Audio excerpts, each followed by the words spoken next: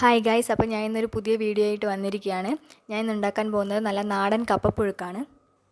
അതിനായി ആദ്യം തന്നെ തൊലി കളഞ്ഞ കപ്പ ചെറിയ കഷ്ണങ്ങളായി മുറിച്ചിട്ട് നന്നായി കഴുകിയെടുക്കാം. എന്നിട്ട് ഇതൊരു കുക്കറിലേക്ക് ഇട്ട് കൊടുക്കാം. അതിനുശേഷം ആവശ്യത്തിനുള്ള ഉപ്പും കുറച്ച് മഞ്ഞൾപ്പൊടിയും കൂടി ചേർത്ത് ഒരു 2-3 വിസിൽ വരുന്നത് വരെ ഇത് വേവിച്ചെടുക്കാം. വേവിച്ചെടുത്തതിന് ശേഷം നമുക്ക് ഇതിലെ വെള്ളമൊക്കെ ഒന്ന് ഊറ്റി കൊടുക്കാം. എന്നിട്ട് കുറച്ച് തേങ്ങയും ആവശ്യത്തിന് കാന്താരി മുളകും കൂടി ഒന്ന് ചതച്ചെടുക്കണം. ഈ ചതച്ചെടുത്ത തേങ്ങയും കാന്താരി മുളകും കൂടി ഇതിലേക്ക് മിക്സ് ചെയ്ത് കൊടുക്കാം.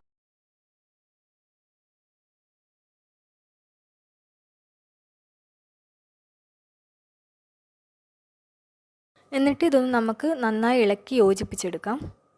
അതിനുശേഷം നമുക്കിതിലോട്ട് കുറച്ച് കടുക് പൊട്ടിച്ചിടാം. അതിനായി ഒരു കടായി സ്റ്റൗവിൽ വെച്ച് അത് ചൂടായ ശേഷം ഒരല്പം വെളിച്ചെണ്ണ ചേർത്ത് കൊടുത്ത് അതിലേക്ക് കടുകിട്ട് പൊട്ടിക്കാം. ഇതിൻ്റെ കൂടെ തന്നെ ഞാനൊരല്പം വറ്റൽ മുളക് കൂടി ഇട്ട് കൊടുക്കുന്നുണ്ട്. ആവശ്യത്തിനുള്ള കറിവേപ്പില കൂടി ചേർത്ത് കൊടുക്കാം.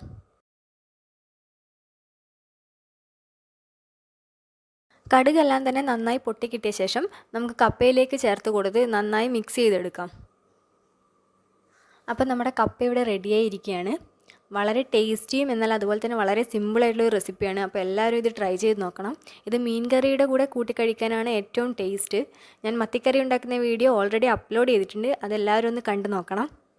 അപ്പോൾ എൻ്റെ വീഡിയോ ഇഷ്ടപ്പെട്ടെങ്കിൽ ലൈക്ക് ചെയ്യുക, കമൻറ്റ് ചെയ്യുക, സബ്സ്ക്രൈബ് ചെയ്യുക.